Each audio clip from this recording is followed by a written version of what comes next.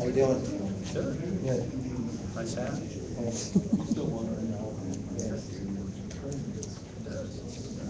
Saying the beard works. I like it.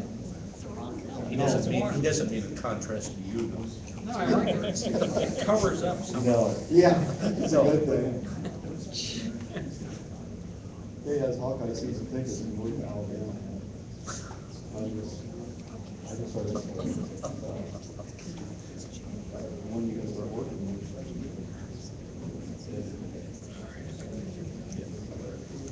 Are we ready? Great.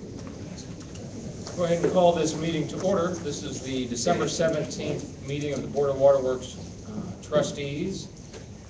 We have on our agenda today, the first items on our agenda are a consent agenda, which consists of the minutes for the November 26, 2013 Board of Waterworks trustees meeting, the minutes of the December 3rd, 2013 Planning Committee meeting, financial statements, list of payments for November of 2013, and a summary of the CEO approved expenditures in excess of $20,000, and also the scheduling of our next meeting, which is January 28th, and that meeting will be back where we regularly meet at the Des Moines Waterworks building. Is there a motion on the consent agenda? So moved. A second? Second. Is there anything to add? Bill, do you have anything to pull out? I do not. Okay. Anybody have any questions or comments about the consent agenda? Seeing and hearing none, all those in favor? Aye. And those opposed?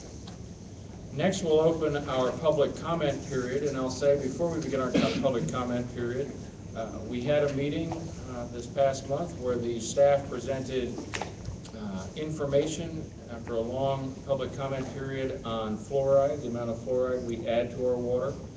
That was the opportunity for the board to receive that information.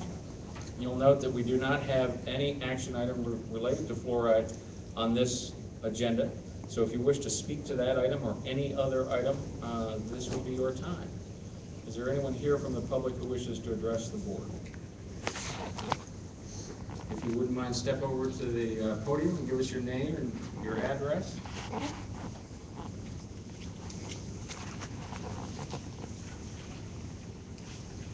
My name is Angela Stevens. I live at 1113 Douglas Avenue. I'm from Des Moines. And I came today to comment on the fluoride.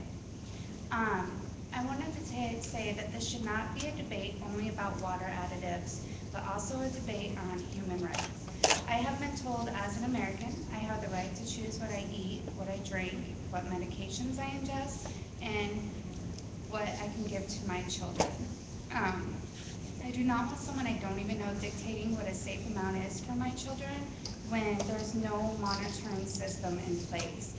It is a fact that we're researching the side effects of fluoride and have now been told to limit the fluoride intake for our infants and our smaller children. And I just want to know, can you 100% guarantee that my children and I would not suffer from any side effects from the fluoride in the water later on down the road? And that's what I wanted to say on that. Thank you. Thank you. Thanks for coming. Anyone else?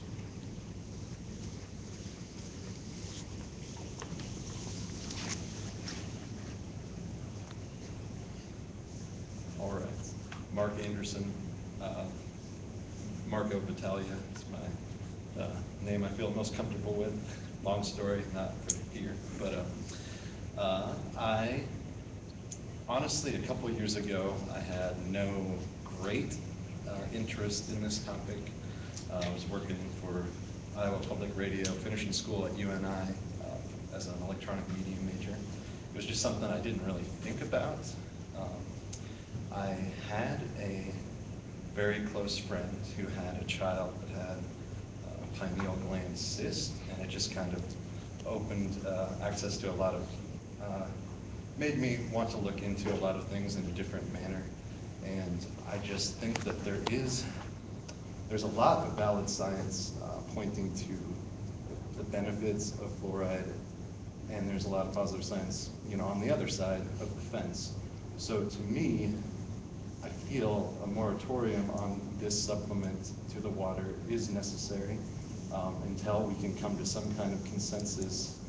It's basically a topic that's going on around the world, and I know there's been a lot of movement on taking fluoride out of the treatment in Canada, Israel, other places like that. And I know that every time this issue has been up to a public vote, the scale generally tips on wanting to hold off on this process or discontinue this process. So that is what made me feel obligated to go to a meeting and to speak out. I don't think that it's some, I don't think there's intended harm, and I don't think the tap water that people are drinking is the be-all, end-all as to how people are getting sodium fluoride.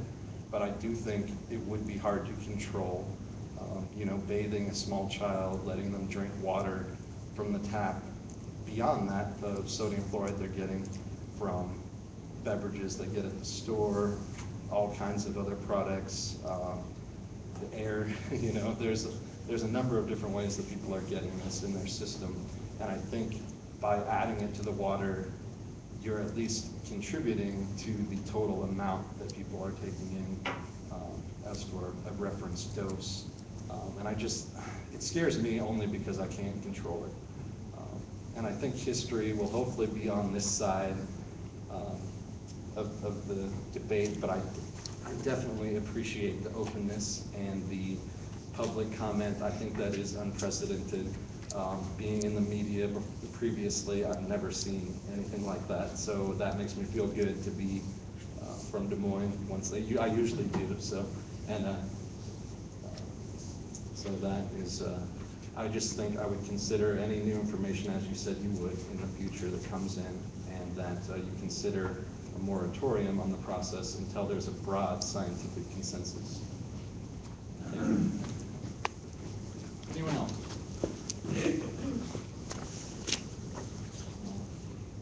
Thank you.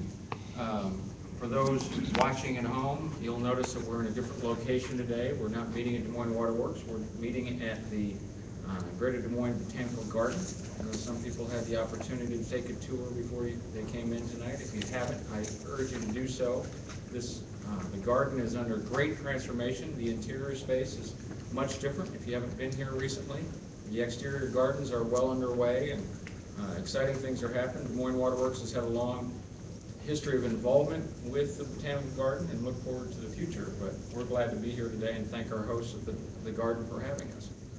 Our action items begin with item 3A, which is the 2014 Lime Supplier for Fluoride Water Treatment Plant, analysis of bids and authorized execution of contract. Mr. Stowe? Just a couple brief comments. I believe the board's familiar with the basic issue here. Last month, you approved a number of chemical suppliers. This was intentionally pulled from your agenda to allow us another month to review the performance of Linwood Lime, who supplies our Pebble Lime for the Fluor Drive facility. Mike McKernan and his staff have done an excellent job of summarizing really the issues surrounding this in the memo that you have before you.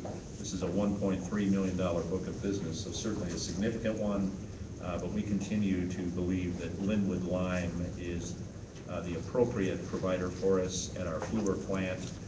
We'll be monitoring their performance very carefully, and if we have any future concerns about that, I'm confident we'll be back to you with an alternative provider. But at this point, we ask for your approval for the 2014 lime supplier for Fluor to be Linwood Lime out of Scott County, Iowa. So I'm looking for a motion to approve Linwood Mining and Mineral Company as the 2014 lime supplier for the Fluor Drive water treatment plant. So moved. Second? And we have a motion and a second. Are there any questions, comments, concerns? Seeing none, all in favor? Aye. And those opposed? Motion passes. Which moves us to item 3B. This is the public records. Oh, Can I just Sure. make a point, because I think we have a number of visitors that Sure. are here, and just so that everyone understands the process that we go through. Hi, Suzanne. We aren't going to be talking about fluoride any longer at this meeting, Correct. correct? So I see that there's a number of people in the audience, and everyone's very busy, so we will not find it rude at all if you leave the meeting if we've covered your topic, and I just wanted to make sure that everyone that's here knows that we are not taking action this evening. correct. Thanks for that clarification. Sure. Thank you for coming. Well timed, thank you. The next item is the public records request policy. Perhaps you want to explain this? Thanks, Graham, for the opportunity to talk about the public records request policy that staff has put before you for your approval. We, over the years, have had a number of requests and welcome requests for information that's publicly available.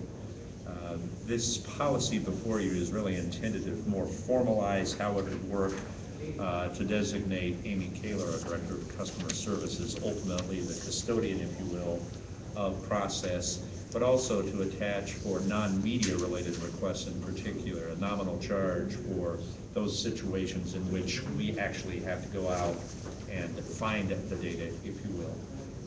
Our intention is to continue to encourage public requests, but to make sure that we are responsive and we're communicative up front about what the utility, that's Des Moines Waterworks policy is, and our cooperation in trying to provide that information. We believe that this policy will provide better information to consumers of public information involving the utility.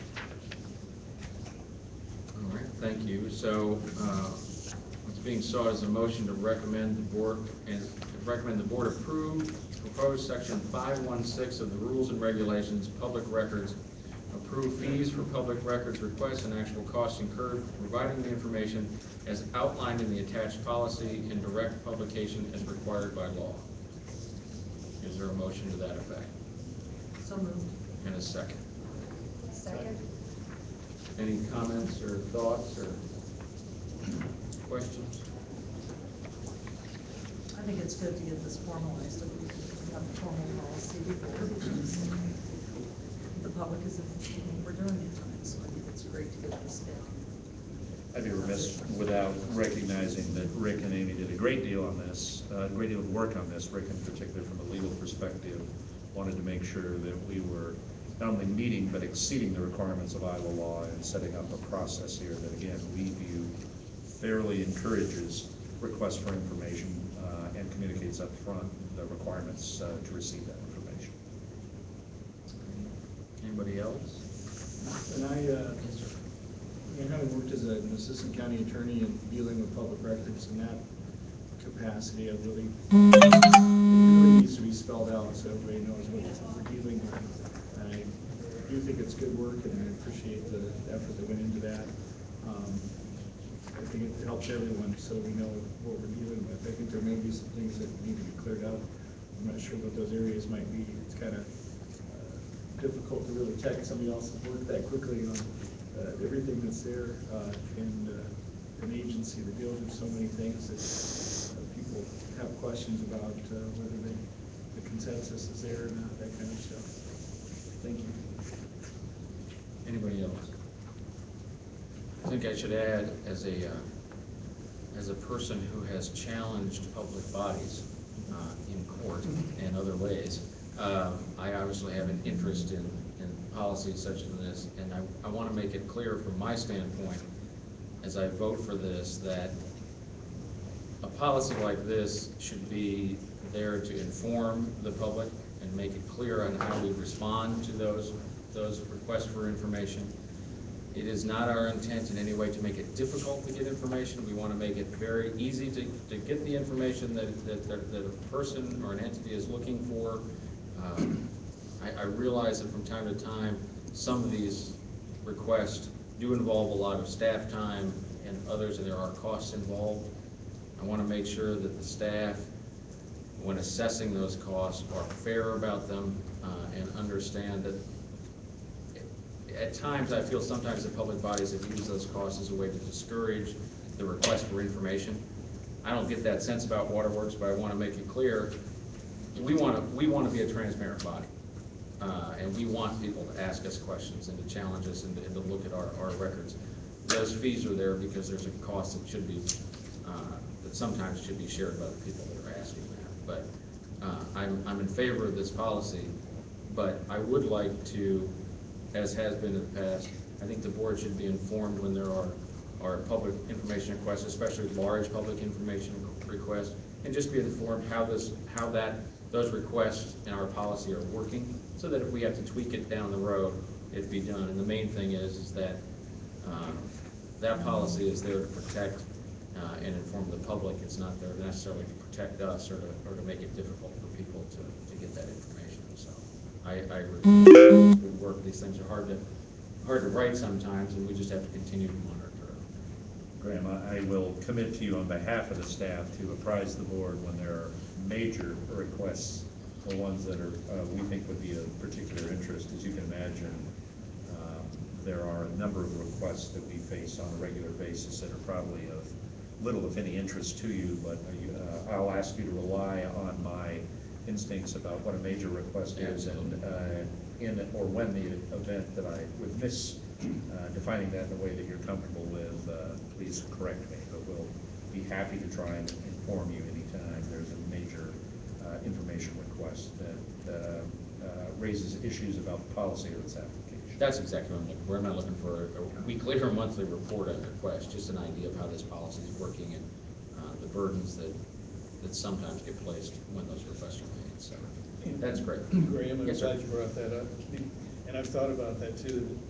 If it came up to that, we had a different CEO, different board, any member here could ask for that information for one of our people that come here and couldn't afford it or whatever. Right. I think that would be a safety too. And I think that's a good thing, a good way to put it. I mean, I think everyone at this table is interested in providing the public that information. We're Today, them to get it. I'm not worried about it, but in the future, you don't know. I agree with you, Dave. That's a very good point. Anybody else? Seeing none. All in favor? Aye. And those opposed? Motion passes, which moves us to item 3C, and this is the acceptance of the 2013 Water System Improvements Contract 1. Maybe I'll let you explain that, and then we'll look for a motion. I'll be happy to. This is a notable item because there is a significant number of change orders in here that I want to talk about briefly, but there is, and I accept responsibility for giving you a bad piece of data, the fourth bullet point that you see. You'll see the final parent is 3.2%. That should be 4.2%. Doesn't change the dollar amount at all, but it is a slight change in data. The long and short of this is our water systems improvement contract with Holbrook. We change ordered a number of things that you've been familiar with. Our emergency installation of a new main on Prospect, that is going into our Prospect pump station, allowing us to cool the pumps in that station. You may remember that. And a couple other quantity changes here. The ultimate change order here is for about 22%, so a significant change order. But again, we view these as entirely consistent with system improvements, and the pricing is done on a quantity basis, so it's done in a way that we protect the ratepayers and consumers of our services by making sure that pricing is fair under an existing contract. I'd be happy, or Gary or any of the staff present would be happy to answer any questions you may have, but otherwise we'd ask for your approval of accepting the 2013 water system improvements payment for $1.025 million. So I'm looking for a motion to accept the 2013 Water System Improvements Contract 1 completed by Holbrook Construction Incorporated in the amount of $1,025,551.09. So moved. Is there a second? Second. Any comments or questions on this item? Seeing none, all in favor? Aye. And those opposed? That motion passes. Moves us to item 3D. This is the 2014 water service line repairs. This is to award the 2014 water service line repairs to Torgerson Excavating in the amount of $210,290 and to authorize the chairperson, the CEO, and general manager to execute the contract. If I may, just a couple words on this one. This is the annual contract that we have with an outside contractor to repair that portion of the system that we don't own, but falls to individual property owners. Often we are in a situation where if someone does not have the service line protection now provided by HomeServe, we're essentially in a situation where we have to move forward with this replacement of a private facility. Have bid this in the past. Torgerson has had this work in the past. Sue, I know you'll note there was only one respondent to our request for pricing, and that was Torgerson Plumbing, or Torgerson Excavation. That's consistent with the pricing estimate that we had. What we were hearing back essentially from other potential bidders is that they frankly cannot compete with this pricing. So this is a situation where, as you can imagine, there's some effort necessary to respond to our request for proposals and a history of satisfaction on our part and economy by the current provider. So this moves us forward with the same provider that we've had in the past. We would be appreciative of your approval of this 2014 water service line repair contract with Torgerson Excavation. Great, so I'm looking for a motion to award the 2014 water service line repairs to Torgerson Excavating in the amount of $210,290. So moved. Is there a second? Second. Any questions or comments on that? Which years they won this? They were there in, they're there this year, David, and I believe in 12, Ted. And I believe someone else had it before, but correct me if I'm wrong on that. Brown's Dirt Work or Brown's Excavation out of Grimes, I believe, or Granger, had it 3 years ago.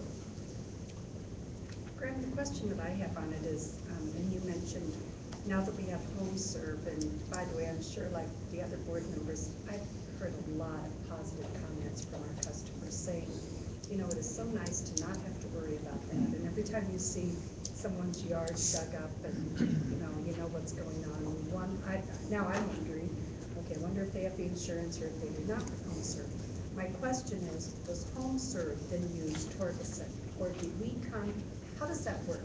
Let's say I've signed up for it, I have the insurance through HomeServe. Does the Des Moines Water Works go ahead and make the arrangements with them, or what happens for those customers? If you are a HomeServe customer and you Yes. experience a failure, you'll contact HomeServe, who will use Torgerson, but that would be independent of this contract. So this Okay. contract are for those who are not covered by HomeServe, or there's a dispute about coverage, or folks who, for whatever reason, we have to step in and make the repair and then work backwards to receive payment from them on their account for the service line repair. But to answer your specific question, Torgerson is used by HomeServe now. But that's a HomeServe decision to use that. They could That's use correct. a different That's contractor if correct. they wanted to. Absolutely. Okay, and could we be made aware if HomeServe changes their vendor?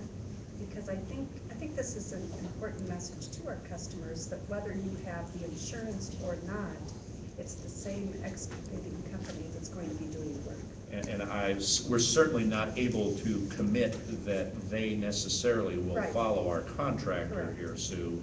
I'm not sure whether we can commit that we will know about their change. Maybe Ted or Amy have a sense of that, but we certainly can put that inquiry back to them, Sue. And if there's a change in provider, as a private entity, obviously, they have different bidding requirements, different philosophies, and they're certainly not required to go through a public bidding process. So our control over whom they choose is zero, but as a matter of courtesy, I understand you have an interest in it's certainly potentially an interesting issue that we both use the same provider. But we'll be happy to make that request through them, and we'll report that back to you, so when we find out what their view is on telling us when they change providers. Ted, do you have any insight into that? The only thing I would offer, Bill, is that I'm sure we'll become aware if they change, especially But presumably after the fact. after the fact. We'll make that inquiry and be happy to send the board the response that we received. Yeah, it is just, I think it's another reason that if they are the same, it's even more of a reason for us to vote on this, so it's consistent. Well, it isn't necessarily the point you're making, Sue, but it's also, to me, a good barometer that we are getting value by our bid, because a private entity that doesn't have the process that we do is choosing them, and I'm confident they're choosing them on the basis of a value call. So I think it shores up the fact that you have a single respondent here, and it's actually the single respondent that is provided for now the third year. Clearly, there's value, I think, to our organization in approving this. I think your broader point too about HomeServe, our relationship with HomeServe and our customers' relationship with HomeServe is an important one. That's why I asked Bill a short time ago to prepare some information about number of customers being served by HomeServe, perhaps some anecdotal information about whether HomeServe is delivering on what's been Right. promised. I think we'd all be interested to know the usage rate, and I don't remember the details right off the top of my head of the terms of our contract, but it is something at some point that's going to come up for renewal, and I think it would be smart for us to continue to maintain. We'll be happy to give you a brief report. I know Amy has worked on that already, and with Ted's assistance, so we'll be happy to weave in the response actually from this request for notice when they would change providers. And at this point, I don't think, what I'm looking for is necessarily an agenda topic on that. I think it's just an information from the board, and maybe once we look at that, if you'd like to have that as an agenda item at a future meeting, we could. That being the HomeServe product that we're offering our customers. And just to ensure that it meets, that it makes the public record on this issue, because it is a topic of some interest. I know Sue was gracious enough to mention the positive feedback that she's received. I have certainly received some questions and some concerns, but the concerns frankly have not gotten to coverage yet there as to the marketing process itself and our relationship with HomeServe. But again, we'll be happy to provide you a fairly comprehensive report. Probably I don't have this history, whether it came through planning or whether it came through finance and audit, which we'll go back and It may have figure. come through both, frankly. All right, then we'll be happy to bring it back through both, so that there's a public record here about what our analysis reveals. I mean, it's new enough. I think it's worthwhile that we have that. Happy to do that. But it's a 3-year contract, as I recall. Is that the right term? 5-year contract, sorry, thank you for correcting me. 5-year contract, and we are within the first year. Right. And I believe that we are looking at claims paid out relative to revenues at about a third, 35%. I think Ted and Amy, again, not presuming to speak, with the great definition about their views. I think that they continue to both view it as a positive in terms of value to customers who choose to exercise it, and HomeServe's willingness to find coverage in some coverage questions that have arisen. So far so good, but we'll provide that to you in the public in writing. Again, the motion that we're discussing is the award of the water service line repairs contract at Ferguson Excavating. There's been a motion and a second. Are there any other questions or comments on the motion or related to the motion? Seeing none, all in favor? And those opposed? Motion passes, which moves us to, if I'm keeping on track here, item 3E, the acceptance of the filter building rehabilitation phase 3. I'll be very brief here. I know David, from an architectural standpoint, and I'm confident all of you have an interest in the work that's gone on in the filter building, a lot of masonry work.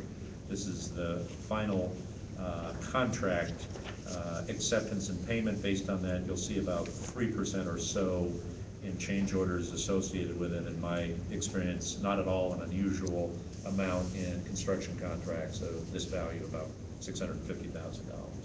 We'll be happy to try and answer any questions you may have.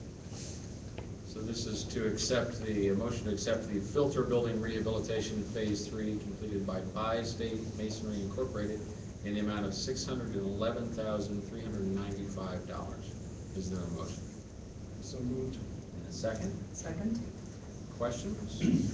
I'm wondering, could you sometime bring to planning, kind of a summation of what we've done and costs? For this particular phase? Yeah. You have a fairly good statement there, but we'll be happy to bring it to you. Are you for all three phases, David, or for this one in particular? I'd like to see how it's doing in comparison to what we were originally doing. We'll be happy to work on that. Through each of the phases, you're looking for the estimates and actuals, I assume. Yes. And then some enumeration of the actuals at each phase. Yeah, because originally it was quite a different project. And I'm just curious how we did keeping the building and restoring the building compared to major changes. Gary, do you have a sense here of where we're going? Yeah, I think You all have history, unfortunately, on this one that I do not. Well, I think what he's asking for, this is, as you can tell, the third phase. When we originally got into this project, we were looking at a complete removal of the brick walls and precast concrete walls. And then we changed directions to the process that we ultimately used. I think that what Dave's asking for, if I can paraphrase here, and hopefully correct me if I'm wrong, just a summary.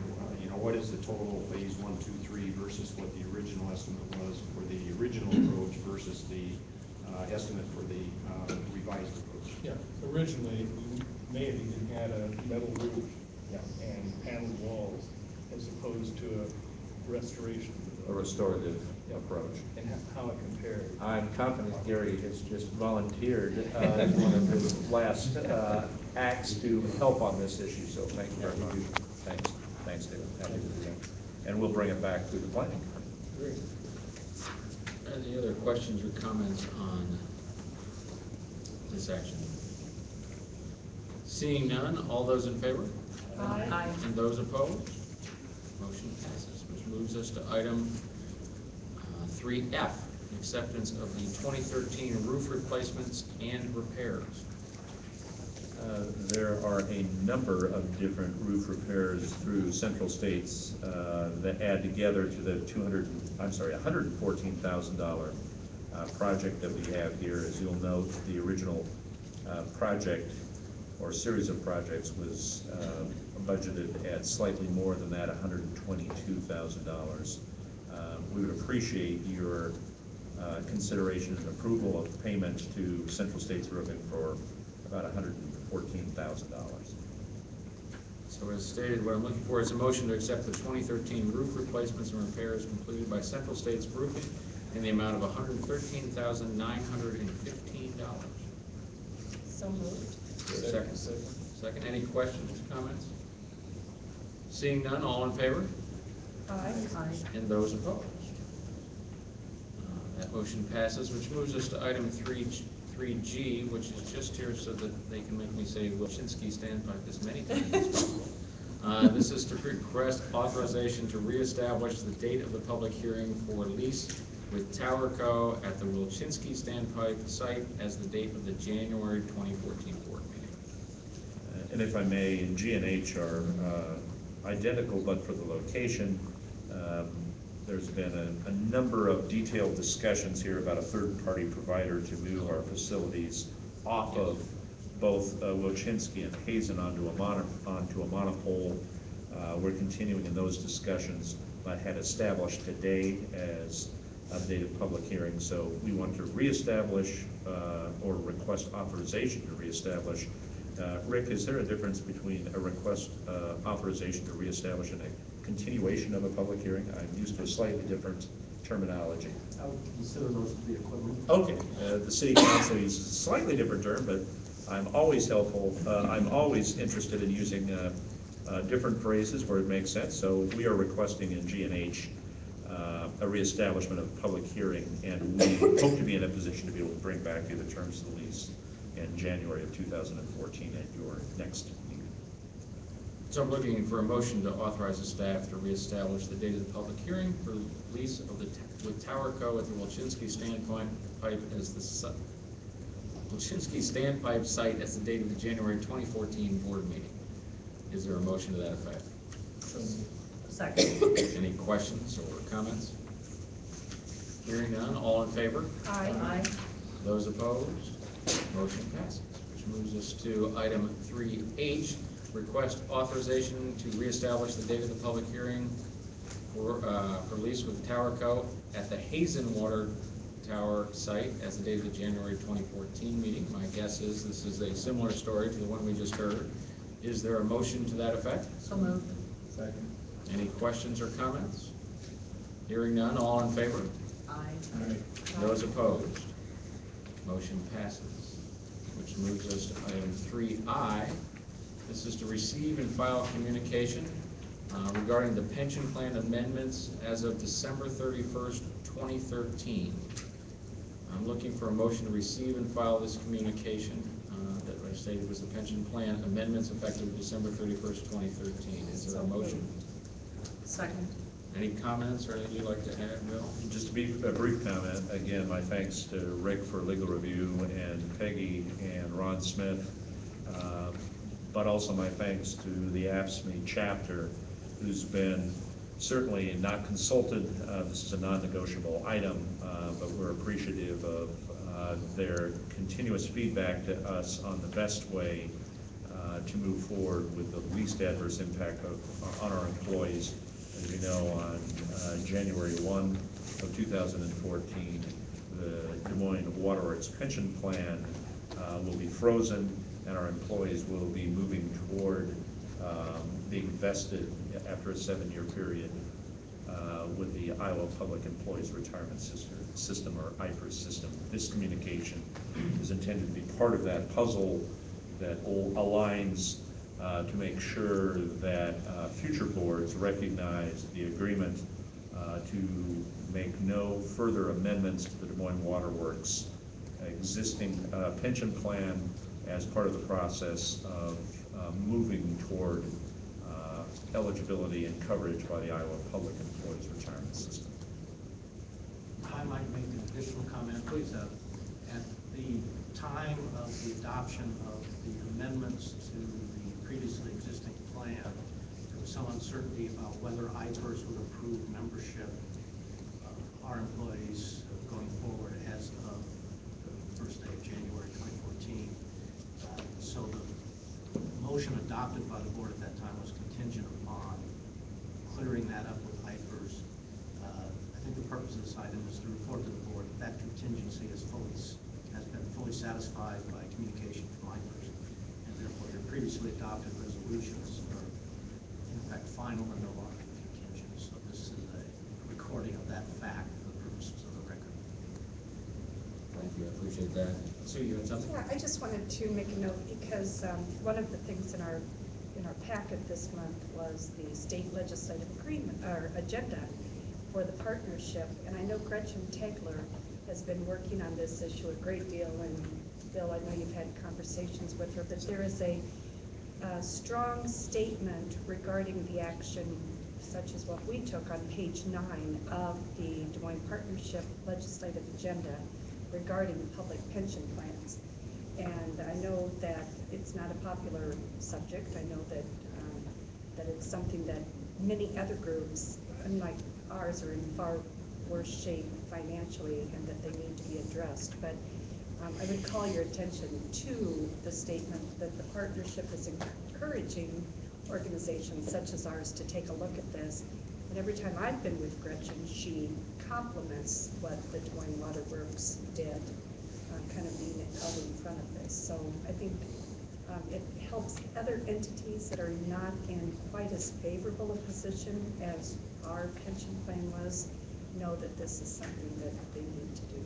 So if anyone wants a copy of this, we all have them in our notebook, and you're welcome to look at it.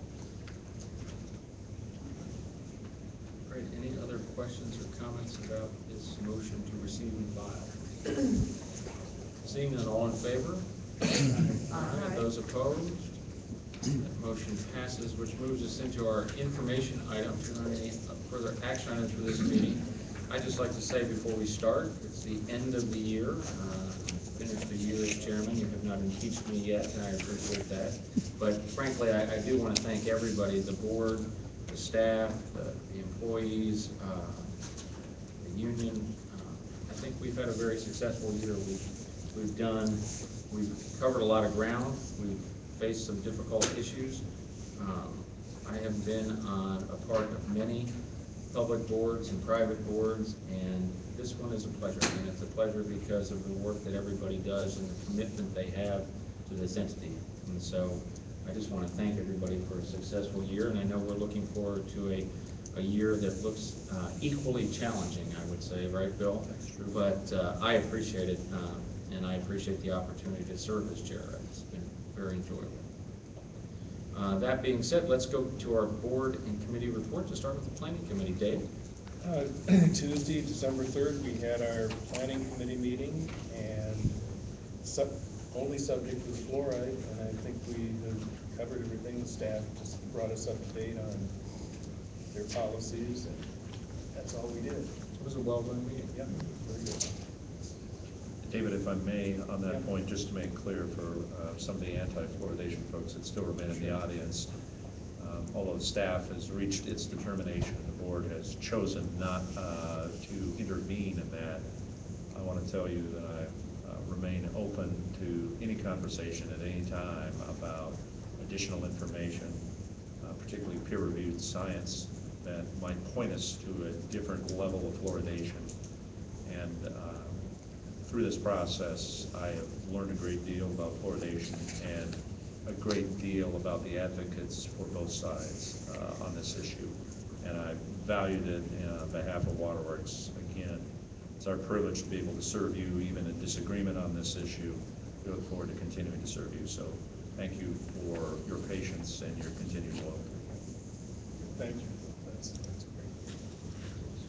great. Sue, finance and audit. Well, we gave Peggy an early holiday present. We did not have a finance meeting this month because we had covered some pretty tough topics the last 2 months with rate increases and cost of service, so we gave them a break. I appreciate it.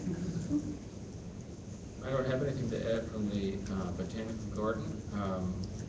We're here. I think the update was handled in person. I will say that at the January meeting, I anticipate that we will have a presentation from the newly formed Des Moines Waterworks Park Foundation board. We may be in a position to discuss agreements and that sort of thing. That depends on what happens over the next month. So that'll probably be a major part of our meeting next month. It shouldn't be a long meeting next month, but that will be on there. And I think for those of you who haven't checked in on the Waterworks Park progress, you're going to be amazed the enthusiasm and the amount of work that is going on currently with that. Bill, your turn. You're up. If I may, really two things. One of them is an update on a construction project that I know each of you have had an interest in. You'll remember our emergency project to do remediative concrete work at the Maffett Dam. Gary Benjamin and his staff have been heavily involved with the contractor on that project who have completed their work. And Mike McKernan and his staff are engaged in the process of filling the lake back up over several months to its normal level. So that project was completed on budget in a time frame that we're very pleased with. But for those of you that have regular contact with anybody out there, you'll know that you probably heard about traffic control issues. We've restricted traffic over the bridge to support the contractor's work. That was troublesome for folks who lived out there, and it's certainly probably more troublesome for a number of folks who have seen how low the reservoir was for many months.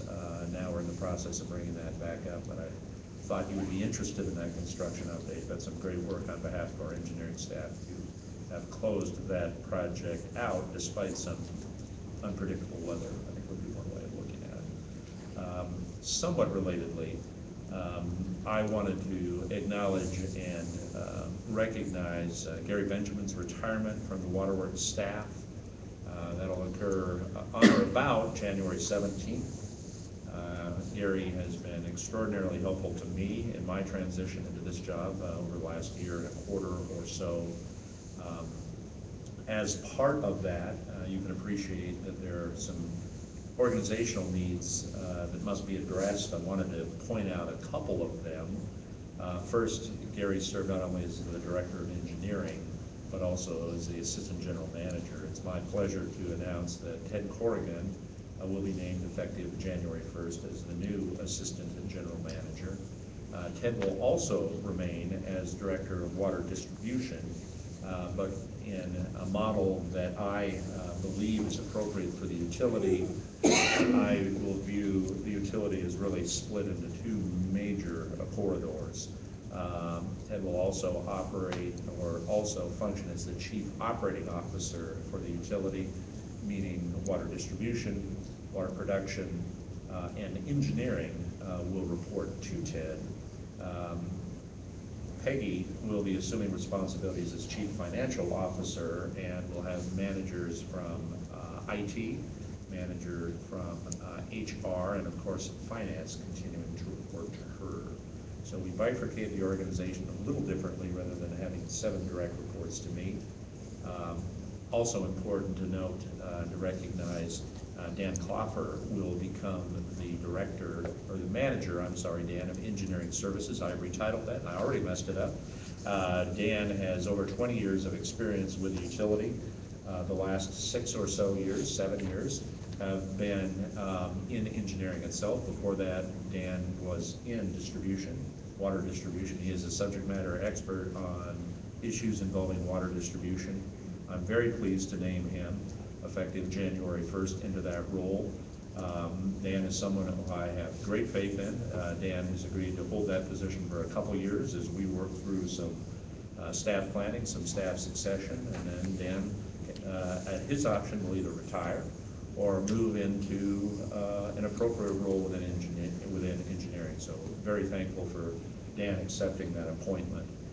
All of which is to say there's some things happening. We'll be talking with employees tomorrow about it as is the usual follow-up to my meetings with you. I wanted you to be aware of it. Again, thank Gary for his years of service to us and look forward to hearing about his involvement with Xenia Water and all the great things that are out there for him. And I look forward to working with the organization as we move forward with a slightly different configuration.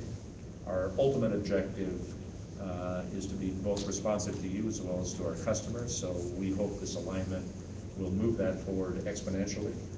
Look forward to it, but certainly welcome your feedback as we go through process here to make sure that we're meeting your needs, because you certainly represent the 500,000 folks that we serve through your 5 seats around this table.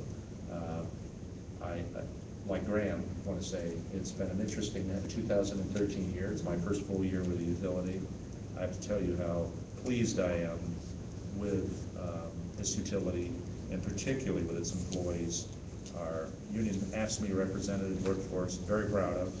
Our professional staff that, although they may not be represented by AFSCME, certainly look to AFSCME for leadership and guidance, as do I.